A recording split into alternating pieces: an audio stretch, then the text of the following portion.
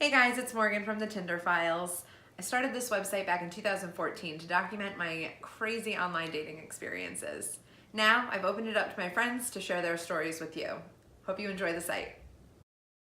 This is a story about what to do on a date.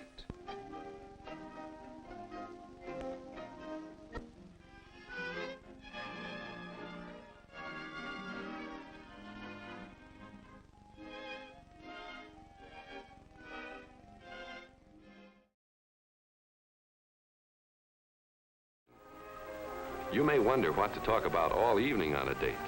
The secret of easy conversation is getting off to a good start.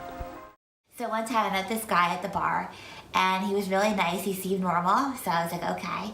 And then I gave him my number, and he texted me like a couple weeks later, and he asked me to go to a restaurant. So we went there for dinner. So whatever, we got our food or whatever, and he was like, so where did you live before you went to college or during college? And I was like, oh, well, I went to Brookdale. And I lived with 3 of my guy friends. And he was like, oh, so you're a slut. And I was like, excuse me? So that was a little crazy.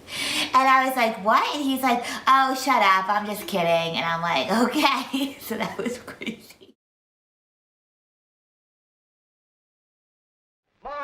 Mom, do we have any cleaning fluid? There's a spot on my coat. Goodness, you know we have some. Oh, here, let me. No, I'll do it. That's it, son.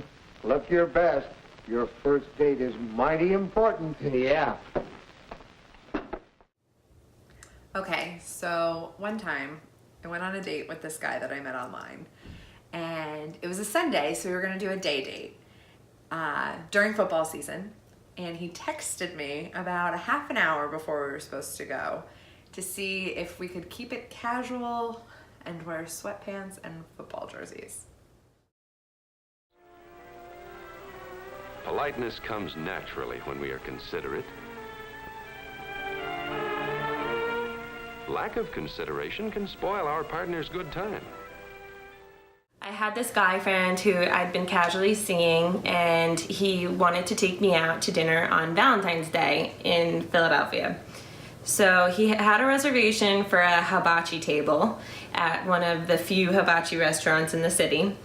And when we got there, the waiter gave us a complimentary dish as part of Valentine's Day. It had these little pink dots in the shape of a heart on the top of it.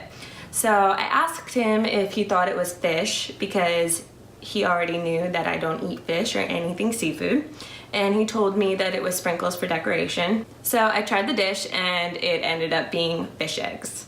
Needless to say, I was pretty pissed about that one, but he ended up recovering the date.